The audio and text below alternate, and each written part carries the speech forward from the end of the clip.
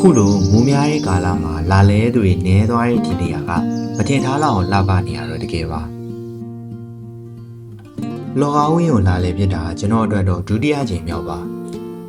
ပထမအချိန်တုန်းကအဖော်တွေအများကြီးနဲ့လာလဲပြစ်ခဲ့တယ်ဆိုပေမဲ့အခုကတော့တယောက်တည်းပါပဲကျွန်တော်ဟာစက္ကန့်နဲ့မှဆင်းပြီးစတင်လည်ပတ်ခဲ့ပါတယ်ပထမဆုံးစတင်မြင်တွေ့ခဲ့ရတာကတော့မျက်စိအေးစီတဲ့စိမ့်လန်းတဲ့မြင်ကွင်းတွေပါပဲ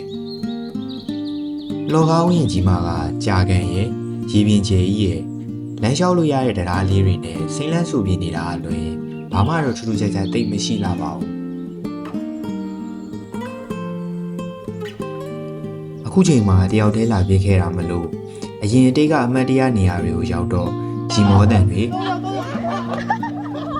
အမှတ်တရတွေကိုကျွန်တော်ဟာရာသီဥတုကိုအချောင်းပြုပြီးကျွန်တော်တငယ်ချင်းတွေကိုပို့ပြီးတော့လွမ်းဆွမိခဲ့ပါတယ်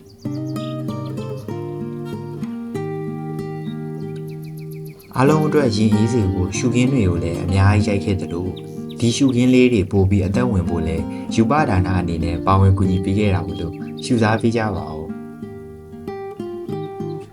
လူလာနေတဲ့အတွက်ဒီလိုရှုခင်းတွေအများကြီးရိုက်ကူးဝင်ရခဲ့ပေမဲ့လည်းကားမလာလို့လမ်းအများကြီးလျှောက်ခဲ့ရတာကလည်းအမှတ်တရပါပဲ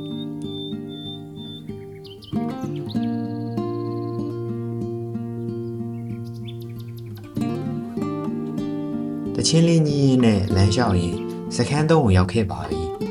ဒီနေရာမှာတော့လာရောက်ပန်းဖြေကြတဲ့သူတွေအများဆုံးရှိတဲ့နေရာလည်းဖြစ်ပါတယ်ဒီနေရာလေးကလည်းကြည်လင်တဲ့ရေပြင်ကောင်းငင်နဲ့ဆင်းလန်းဆူပြေမှုကိုအလားပဆုံးခံစားရမယ့်နေရာလေးပဲဖြစ်ပါတယ်ကျွန်တော်လည်းစိတ်တိုင်းကြအနားယူပြီးကားမလာသေးရနဲ့စခန်းလေးအထိပါလမ်းလျှောက်သွားဖို့ကြိုးစားခဲ့ပါတယ်အဲ့ဒီချိန်မှာပဲမိုးတိမ်သားတွေကကြက်သိမ်းထားရလောက်အောင်ဒီအရန်ကိုမဲမောက်လာပါတော့တယ်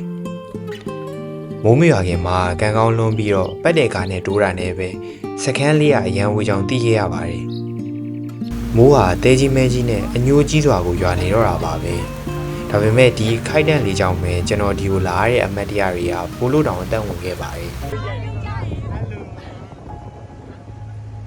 အရင်ကလိုတငယ်ချင်းတွေနဲ့ပျော်ပါခဲ့ဘူးတဲ့အခိုက်အတန့်တွေကိုသတိရမိတိုင်းရင်ထဲမှာတမျိုးလေးတော့ဖြစ်ခဲ့ရပါတယ်